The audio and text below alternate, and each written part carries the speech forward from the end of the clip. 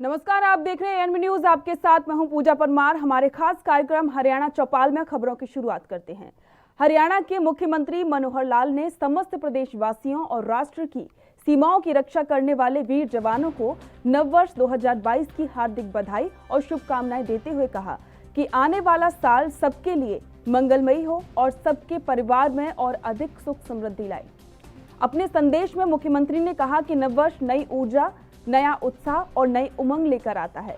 नववर्ष नव संकल्प लेने का अवसर होता है। वर्तमान राज्य सरकार ने भी वर्ष 2022 को सुशासन अंत्योदय उत्थान वर्ष के रूप में मनाने का संकल्प लिया है, ताकि प्रदेश के गरीब से गरीब व्यक्ति का आर्थिक उत्थान कर उसे मुख्य धारा से जोड़ा जा सके।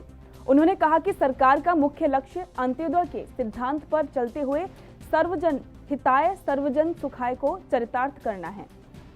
हम हर साल भर पूरी तत्परता और पारदर्शिता के साथ जन कल्याण से जुड़ी सेवाओं को आमजन तक पहुंचाने की मुहिम में और अधिक तीव्रता लाएंगे। मुख्यमंत्री ने कहा कि पिछले 7 वर्षों में हमने भ्रष्टाचार पर अंकुश लगाने के लिए सुशासन की संस्कृति को विकसित करने का प्रयास किया है और काफी हद तक इसमें सफलता भी मिली है।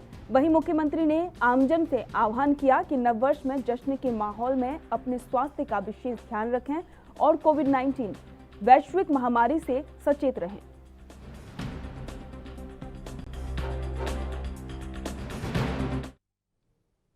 वहीं हरियाणा के पूर्व मुख्यमंत्री ओम प्रकाश चौटाला को मुख्यमंत्री मनोहर लाल ने ट्वीट कर जन्मदिन और नववर्ष की शुभकामनाएं दी। सीएम मनोहर लाल ने ट्वीट में लिखा, आप सदा स्वस्थ और दीर्घायु रहें और योगेश्वर भगवान श्री कृष्ण की कृपा आपके ऊपर हमेशा बनी रहे। बता दें कि प्रदेश के पूर्व मुख्यमंत्री चौधरी ओम प्रकाश चौटाला का जन्म 1 जनवरी 1936 को सिरसा जिले के डगवाली में हुआ था।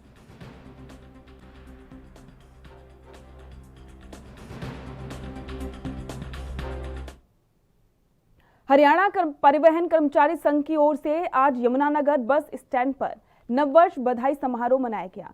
आज के इस कार्यक्रम में मुख्य अतिथि के रूप में यमुनानगर के विधायक घनश्याम दास अरोड़ा और जिला अध्यक्ष राजेश सप्रा भी मौजूद रहे। नववर्ष के पहले दिन हवन यज्ञ का भी आयोजन किया गया, जिसमें सभी ने आहुतियां डालकर देशवासियों और यमुनानगर वासियों के लिए सुख समृद्धि की कामना की और नए साल की बधाई भी दी। हरियाणा परिवहन कर्मचारी संघ की ओर से यहां पहुंचे मुख्य अतिथियों का स्वागत और सम्मान भी किया गया। साथ ही यमुनानगर के नए रोडवेज महाप्रबंधक बालक राम के आज ऑफिस ज्वाइन करने पर उनका स्वागत किया गया।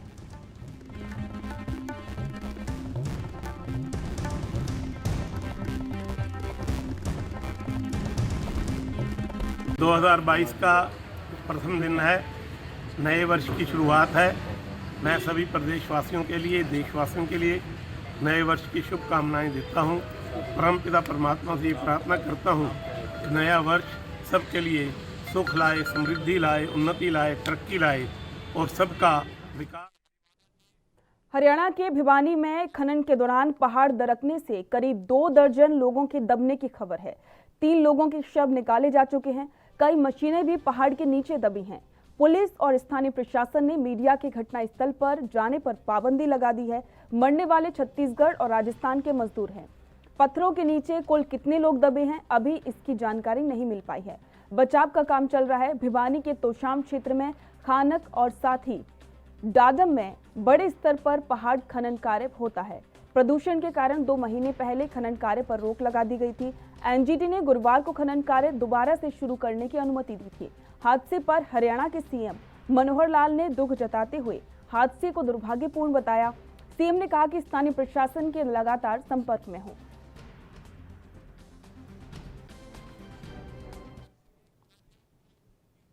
तोशाम उपमंडल के डाडम गांव के पहाड़ में पहाड़ खनन के दौरान पहाड़ का एक बारी ऐसा टूटकर गिर गया कि जिससे कि काम करने वाले मजदूर और ट्रैक्टर समेत कुछ पॉपलैंड मशीनें भी दब गईं। जैसे ही प्रशासन को सूचना मिली तो राहत और बचाव कार्य में जुट गया। सूचना मिलते ही प्रदेश के कृषि और पशुपालन मंत्री जेपी दलाल भी मौके पर पहुंचे और अधिकारियों को निर्देश दिए कि पहाड़ काटकर दबे लोगों को सुरक्षित निकाला जाए। उन्होंने घटना के ऊपर गहरा दुख भी जताया। घायलों को निकालकर हॉस्पिटल पहुंचा दिया गया है और अन्य लोगों के दबे होने की भी आशंका है। कृषि मंत्री जेपी दलाल ने कहा कि ये बड़ी दुख की घड़ी है। मैंने जिला प्रशासन को आदेश दे दिया है कि जान और माल की हिफाजत पहला कदम है।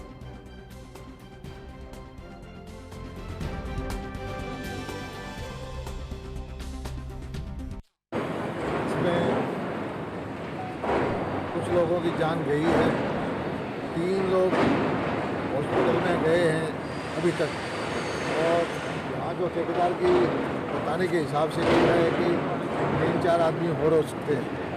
लेकिन मुझे इस बात की सही संख्या का नहीं पता। ज़्यादा से ज़्यादा अधिकारियों को हमने कहा है कि जितना जल्दी हो सकता है जो फंसी हुई गाड़ी है पत्थर काट करके उसको निकालें, और डॉक्टर की टीम आ गई है, हमारे सीएमओ भी आ गए, एम्बुलेंस भी आ गई है। किसी भी जान माल को अगर बचा सकते हैं जान को, तो सबसे पहले प्राथमिकता उस बात को दी जाए। और सारे प्रशासन को आदेश दे दिया गया है कि सारी जो मशीनरी है, सारे सामर्थ्य है, डिजास्टर मैनेजमेंट के हिसाब से कोशिश कर करके, और जो नीचे कोई भाई दबाया हुआ है उसको निकालने की कोशिश। हरियाणा के तोशाम में पहाड़ खिसकने की दर्दनाक घटना पर दुख व्यक्त करते हुए हरियाणा के हिसार लाजपत नगर के रहने वाले राकेश दलाल ने दुख प्रकट किया है। बता दें कि हरियाणा के हिसार में राकेश दलाल ने तोशाम हादसे के लिए सरकारी अधिकारियों को जिम्मेदार बताया है। आपको बता दें कि राकेश ने पहले से ही प्रशासन को पत्र लिखकर आगाह किया था, पर कोई भी सुनवाई नहीं की गई थी। राकेश ने कहा कि अधिकारियों को कई पत्र लिख चुके हैं और उनकी मांग है कि पीड़ित परिजनों को 1 करोड़ मुआवजा मिलना चाहिए। घटना हुई है वो बहुत ही दर्दनाक घटना है, और मैं सभी जिन हादसे में जो परिवार जिनके शामिल हैं, जिनके परिवार के लोग शामिल हैं, जिनको हादसे में जिनकी दर्दनाक मौत हुई है, अपनी संवेदनाएं उनके प्रति प्रकट करता हूं। और ये जो घटना हुई है ये प्रशासन की अनदेखी की वजह से आज जो है ये इन लोगों को ये दिन आया है। यहाँ खाननग में मैंने अधिकारियों को बार बार सचेत किया था कि जो इस माइनिंग के अंदर काम चल रहा है वो साइंटिफिक मैनर से नहीं चल रहा है, और ये लोग बहुत गहराई में चले गए हैं। किसी भी वक्त यहाँ लैंडस्लाइडिंग हो जाएगी और ये हादसा जो है ये हो जाएगा। वो मैंने उनको लगातार, मैं 1 साल से उनको ये कहता आ रहा हूँ, लेकिन प्रशासन की जो है उन्होंने उस तरफ ध्यान नहीं दिया। टीम में आ रही हैं और टीम में जा रही हैं। सरकार के लोगों को भी सचेत किया गया था, डीसी साहब को भी कहा गया था, एसपी साहब को भी कहा गया था, और माइनिंग इंजीनियर को कहा गया था। एनजीटी की टीम भी विजिट कर रही है, लेकिन आज तक किसी ने भी इस माइनिंग। हरियाणा के मुख्यमंत्री मनोहर लाल ने जम्मू के कटला में श्री माता वैष्णो देवी मंदिर में हुए हादसे पर दुख जताया है और हादसे में जान गंवाने वाले मृतकों के परिवारों के प्रति हार्दिक संवेदनाएं व्यक्त की हैं। आज जारी एक संदेश में मुख्यमंत्री ने इस हादसे में घायल हुए लोगों के जल्द स्वस्थ होने की भी कामना की। उन्होंने कहा कि हम हर संभव मदद के लिए तैयार हैं। मनोहर लाल ने ईश्वर से दिवंगत आत्माओं को शांति प्रदान करने और शोक संतप्त परिवारों को ये दुख सहने की शक्ति प्रदान करने की प्रार्थना की।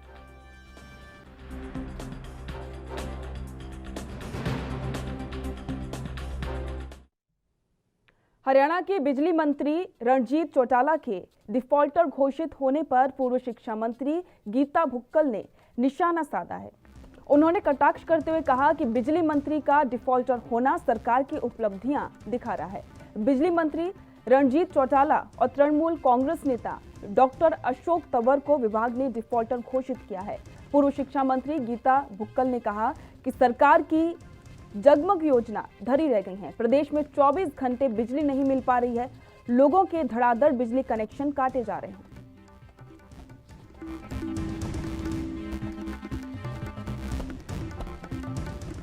आपको बता दें कि पूर्व शिक्षा मंत्री गीता भुक्कल ने सरकार पर निशाना साधा है। बिजली मंत्री रणजीत चौटाला के डिफॉल्टर घोषित होने पर उन्हें निशाना बनाया गया है।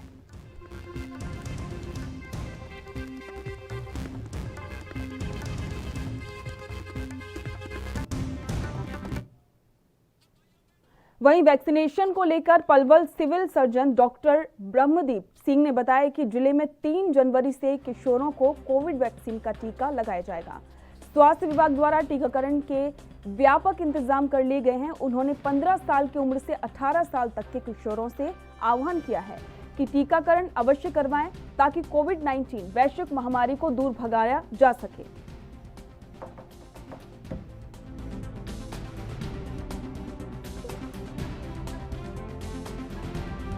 एक और स्टेप लिया है सरकार ने। 3 तारीख से 15 से 18 साल की आयु के लोगों को भी वैक्सीनेशन स्टार्ट की जा रही है।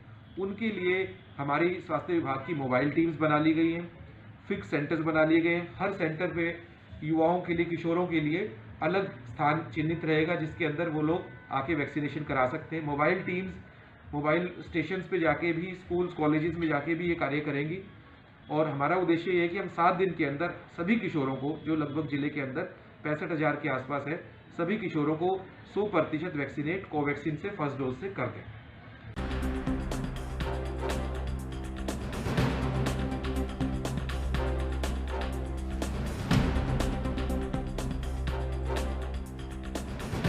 आपको बता दें कि हरियाणा के पलवल में वैक्सीनेशन की सभी तैयारियां पूरी कर ली गई हैं। वहीं किशोरों को 3 जनवरी से वैक्सीनेशन शुरू हो जाएगा, जिसको लेकर प्रशासन ने सभी तैयारी पूरी कर ली गई है।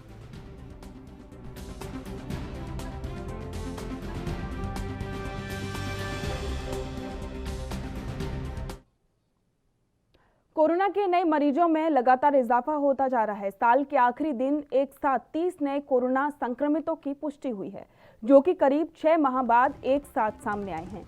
एक साथ आए इतने मामलों को देखते हुए स्वास्थ्य विभाग की परेशानी बढ़ गई है। स्वास्थ्य विभाग ने कोरोना सैंपलिंग को और अधिक बढ़ा दिया है। नए संक्रमित मामले मिलने के बाद जिले में सक्रिय मामलों की संख्या 80 हो गई है। नए मिले संक्रमित मरीजों के बाद जिले में कुल संक्रमित मरीजों की संख्या 30,243 हो गई है। इनमें से 29,652 करोड़ कोरोना से ठीक हो चुके हैं और वहीं अब तक 509 लोगों की कोरोना से मौत हो चुकी है।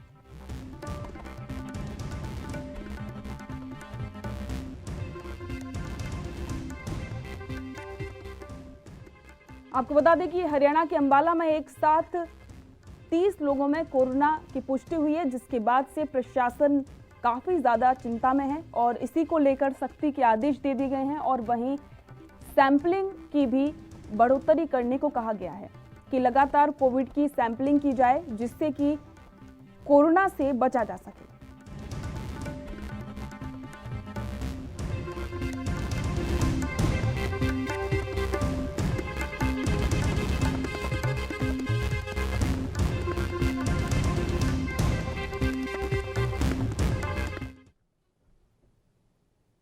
स्वच्छ सर्वेक्षण 2022 को लेकर घरौंडा नगरपालिका ने जन जागरूकता अभियान की शुरुआत की है, जिसके तहत नगरपालिका ने घरौंडा के सरकारी स्कूल में कार्यक्रम आयोजित किया। कार्यक्रम के माध्यम से मुख्य अतिथि एसडीएम पूजा भारती और नगर निगम करनाल के उप जिला निगमायुक्त धीरज कुमार ने छात्रों को स्वच्छता का महत्व बताया और स्वच्छ भारत में खुद की जिम्मेदारी सुनिश्चित करने का आह्वान किया। इसके साथ ही नुक्कड़ नाटक के माध्यम से कलाकारों ने स्वच्छता, पर्यावरण संरक्षण और साथ ही जल बचाव, कोरोना वायरस जैसे मुद्दों को उजागर किया। कार्यक्रम की शुरुआत मॉडल संस्कृति स्कूल की छात्राओं ने स्वागत गीत के साथ की।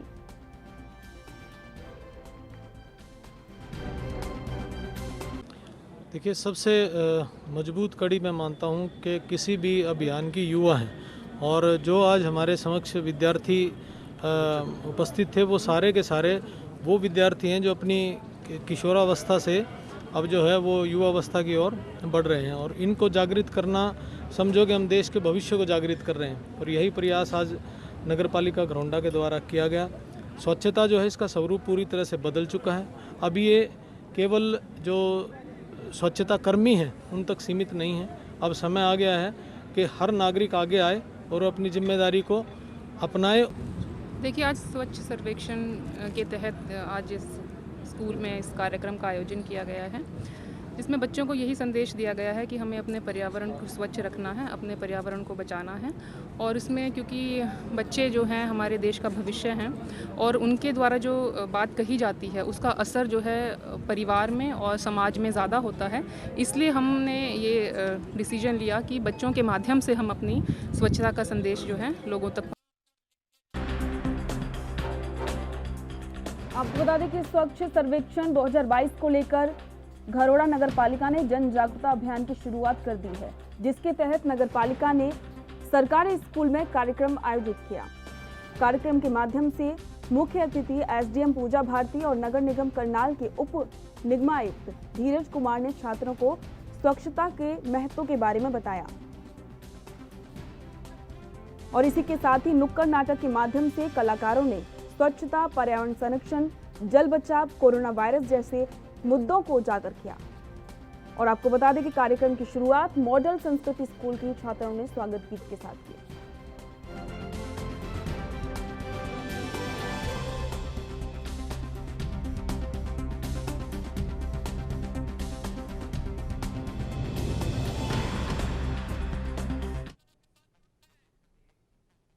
वक्त हो गया है ब्रेक का, जल्द लौटेंगे।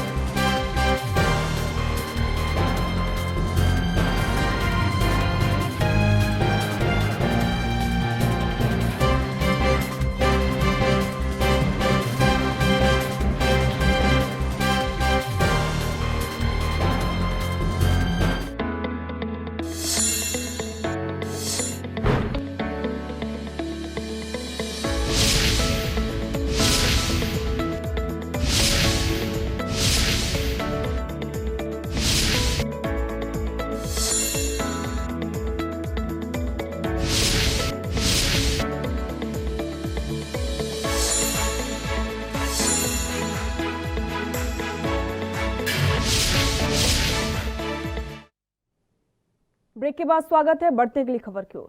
यमुनानगर जिला प्रशासन ने कोरोना और ओमिक्रॉन के बढ़ते मामलों के कारण नई गाइडलाइन जारी की है, जिसमें 11 बजे के बाद किसी भी रेस्टोरेंट, होटल या फिर मॉल में जश्न नहीं मनाया जाएगा, क्योंकि हरियाणा सरकार के आदेश के अनुसार रात 11 बजे से सुबह 5 बजे तक नाइट कर्फ्यू है, जिस कारण जिले के कई ऐसे होटल और रेस्टोरेंट हैं जहां पर गाइडलाइन का सख्ती से पालन किया जा रहा है। यमुनानगर के एक होटल मालिक का कहना है कि आज के दिन उनके होटल में सीट खाली नहीं मिलती थी और डीजे पर लोग थिरकते थे, लेकिन नई गाइडलाइन के चलते होटल खाली है और उन्हें 1 से 1.5 लाख रुपए तक का नुकसान झेलना पड़ सकता है।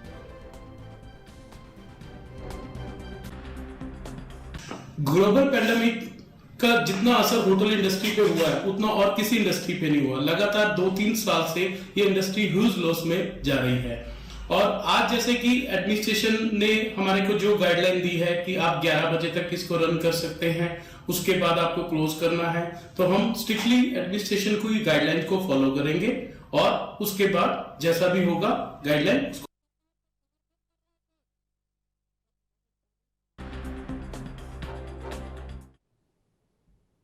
नए साल की शुरुआत में ही बहादुरगढ़ पुलिस को बड़ी कामयाबी हासिल हुई है। बहादुरगढ़ अपराध शाखा पुलिस ने छारा गांव के कुख्यात बदमाश विक्की उर्फ कालिया को गिरफ्तार किया है। अपराध शाखा 1 की टीम ने छारा गांव से ही अवैध हथियार के साथ कालिया को पकड़ा है। विक्की उर्फ कालिया पर रोहतक, सोनीपत और झज्जर जिले में लूटपाट, फिरौती और जान से मारने की कोशिश करने के लगभग दर्जन भर मामले दर्ज हैं। दिवाली से अगले दिन बदमाश विक्की उर्फ कालिया ने रोहतक के मुझाल कॉम्प्लेक्स में गोली चलाई थी। मुझाल कॉम्प्लेक्स वालों से आरोपी ने 50 लाख की फिरौती मांगी थी। फिरौती की रकम न देने पर जानलेवा हमला भी किया था। फिलहाल पुलिस को कालिया की गिरफ्तारी से कई मामलों के खुलने की उम्मीद है। विक्की उर्फ कालिया सन ऑफ जगदीश वासी छारा को रात को अवैध पिस्तौल के साथ छारा से गिरफ्तार किया गया है, जिसके ऊपर पहले भी काफ़ी आपराधिक मामले दर्ज हैं, जिसमें इसने छारा टोल टैक्स पर एक ड्राइवर से मारपिटाई करके पैसे छीने थे और गांव में ही एक व्यक्ति पर हमला करके उससे मोबाइल फ़ोन छीना। इसके अलावा रोहतक की भी वारदातें हैं, जिसने मुंजाल कॉम्प्लेक्स रोहतक में भी फायरिंग की थी और खरखोदा थाने में भी इसके खिलाफ मुकदमे दर्ज है।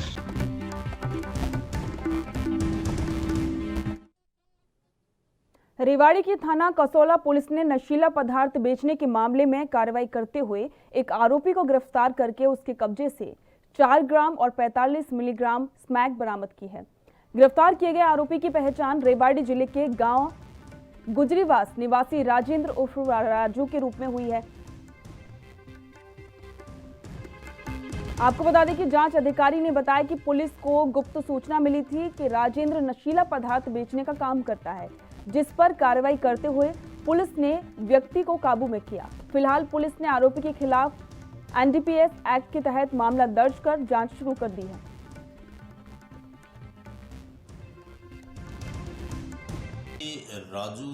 राजेंद्र सिंह है, रामेश्वर दयाल के, ये अपने गुजरीवास गांव से है। तो इसमें कल सूचना मिली थी तो हेड कांस्टेबल विजेंद्र सिंह ने रेड मार के 4 ग्राम 45 मिलीग्राम स्मैक बरामद करवाई और जो भी नियमानुसार कार्रवाई करी। उच्च अधिकारियों को अवगत करा के मौके पे बुलाया गया और इसको राउंड अप करके अरेस्ट किया है। इसमें आज ये अदालत में पेश किया जा रहा है और आगामी कार्रवाई शुरू। धारा कौन सी की? इसमें 21 एनडीपीएस एक्ट की सेक्शन है, वो इसमें अप्लाई। आज नए साल 2022 का पहला दिन है, लेकिन आंगनवाड़ी कर्मचारियों का धरना नए साल में भी जारी है। आज धरने के 25वें दिन आंगनवाड़ी वर्करों ने कहा कि प्रदेश सरकार ने जो घोषणा उनके लिए की थी वो उनके लिए काफी नहीं है। उनका कहना है कि सरकार उन्हें सरकारी कर्मचारी घोषित करे ताकि वो अपने परिवार का पालन पोषण आसानी से कर सकें। उन्होंने सवाल उठाया कि हम पर कमान करने वाले सभी अधिकारी सरकारी हैं, उसके बावजूद उन्हें सरकारी कर्मचारी घोषित करने में सरकार को आपत्ति है।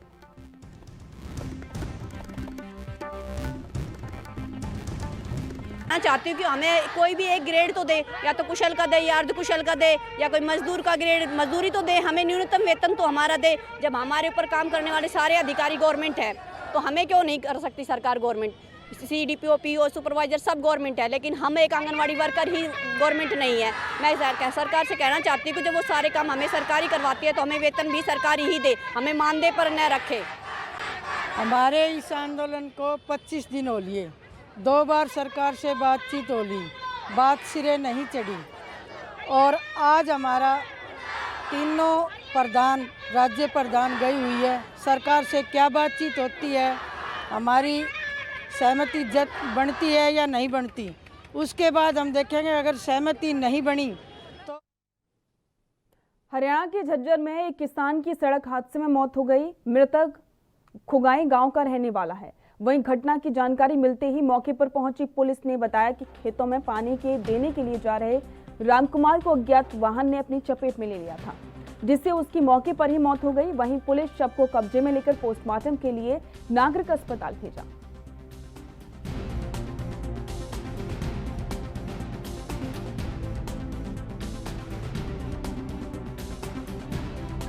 8 साढ़े 8 बजे सूचना मिली थाने में कि रामकुमार सनो अभय सिंह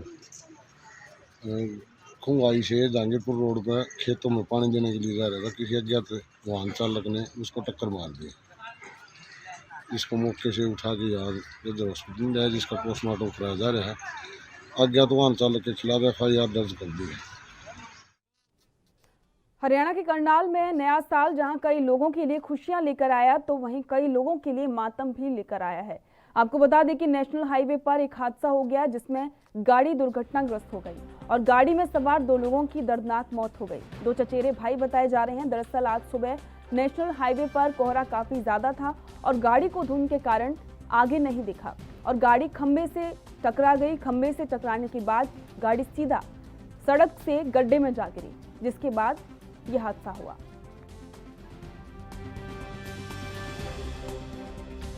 रात हुई 3 बजे को रही थे जी, 3 बजे के बाद ही निकले जी। मैं 7 बजे ड्यूटी से अल्फा सिटी से जी, 2 जने खड़े थे यहाँ, देखे मैंने एक्सीडेंट हुआ, काटने की कोशिश करी तो खंबा था, खंबे के चक्कर में नहीं निकाल नहीं पाए, फिर 112 में 100 नंबर पे फोन किया तो फिर इसलिए पुलिस की सहायता के लिए एक टिकरी का रहने वाला एक बसंत बिहार का जी। बहुत ही भयानक हादसा हुआ, बहुत तगड़ा है, मतलब 5:30 के करीब हुआ है जी। बहुत ज्यादा था लगता है, बहुत ज्यादा था जी, इसलिए हादसा है जी। मौके पे मौत होगी दोनों की, मौके पे जी, बिल्कुल मौके पे। हमने काटने की बहुत कोशिश करी, उस टाइम खंभा था बिजली का जी, इसलिए निकालनी, बिजली लाइट थी उसमें इसलिए निकाल नहीं सके, तो फिर बिजली वालों को बुलाया, इनको बुलाया। और इसी के साथ हरियाणा चौपाल में फिलहाल इतना ही। देखते रहिए ANB न्यूज। नमस्कार।